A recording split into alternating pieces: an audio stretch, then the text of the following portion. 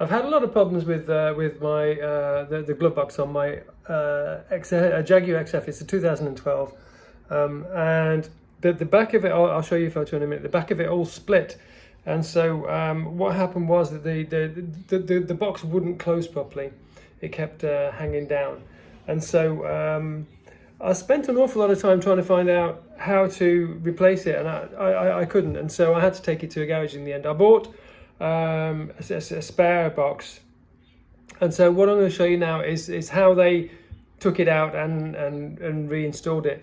Now what happened was at one point when they realized I was filming, they didn't like it, and so they stopped me from doing that, and it wouldn't say why. I guess it's tricks of the trade. They don't want to show everyone how to do it, so they lose business.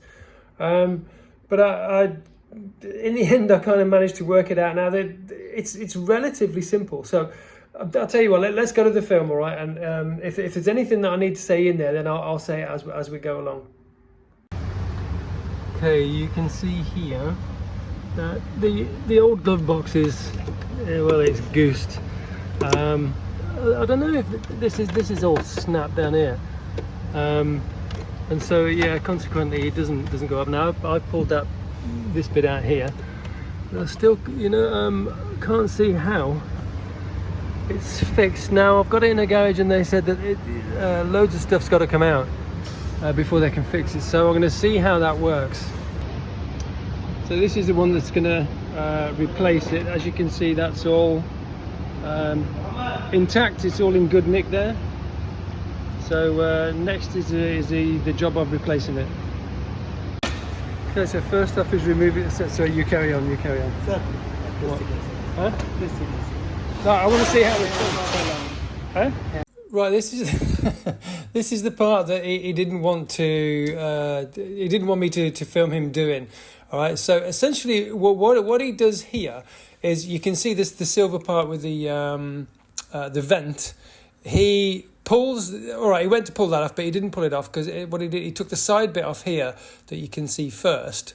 Then he went on to pull the silver piece off.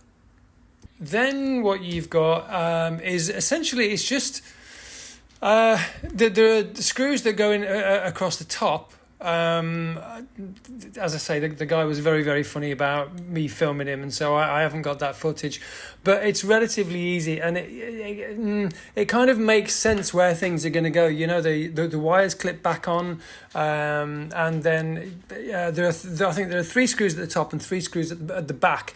Now he put the top screws in first, so and then he sort of offered up the back towards it, and then bolted that on. So it was a relatively easy job, but they told me beforehand that it was going to take 3 or 4 hours, which is another reason I don't think they wanted me to film it, because I would see then that they can't charge me, or they shouldn't have charged me 3 or 4 hours labour when it's only an hour's worth of work. I was there for a fair while because the lock was broken, and they charged me an extra wedge for that as well. Also, by the way, I've seen a lot of posts where the gear selector has stuck down, and that they can't get it out, and it's locked in park or something. Well, this is the little lever that will take it out of park and put it in neutral. And I've seen a number of people ask this question, so hopefully that's going to help them as well. If you've got any questions, just buzz them in the remarks box, and if I can, I'll get back to you. Cheers!